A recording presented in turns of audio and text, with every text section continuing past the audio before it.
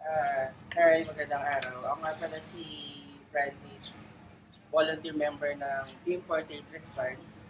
So, para sa araw na to, ang aking role ay bilang medic. So, nandito ako para i-ensure yung safety ng aming team.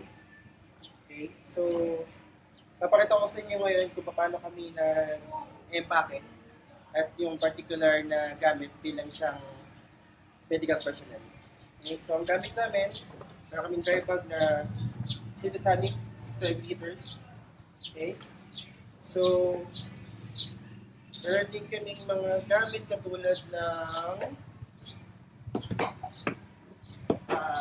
for na grupo. Meron kaming mga sa grupo para sa, banggitin ko lang sa grupo sa radyo, sa gamit namin.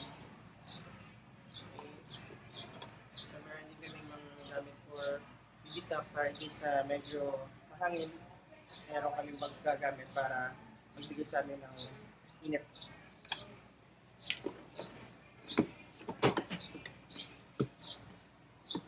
So nakalagay siya sa isang hard case katulad ng black. Pasok na natin dito.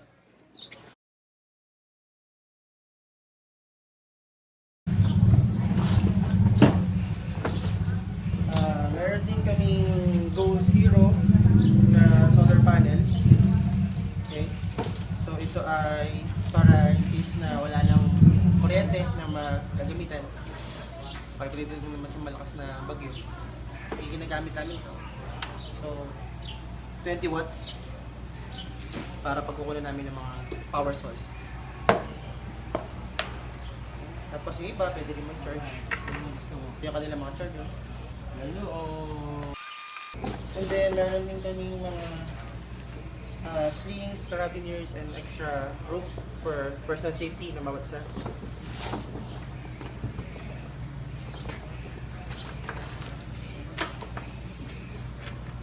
Bilang medic, so katungkulan ko na bigyan ng malinis na inumin yung aming grupo. So, meron kami ditong filter ng water. Gamit namin, platypus. So, pakita ko lang sa inyo. So, meron kami dito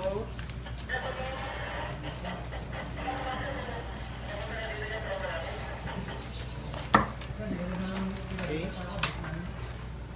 So, dito, lalagyan ng water. Tapos, gagamit kami ng Steripen. Yan. So, ito, kung mayroong mga some viruses yung ating water, plus natin to, bubuksan natin to. Tapos, lulubog natin siya. Hahaluin.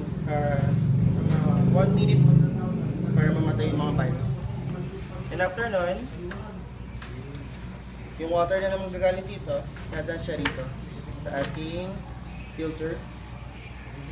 Okay, ito naman for filter ng mga like bacteria, mga protozoas para dumaan dito sa mas malinis na inlet yung water namin. And then, of course, syempre, bilang sa medic personnel, meron tayong dalang medical kit. Okay. So, meron tayo ditong pang-bandage, panglinis sa sugat,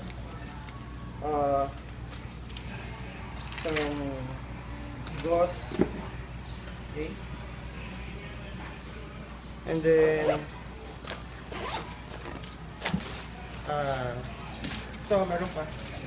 Meron kaming extra ito dahil gamit namin. Paninis na mga sugat.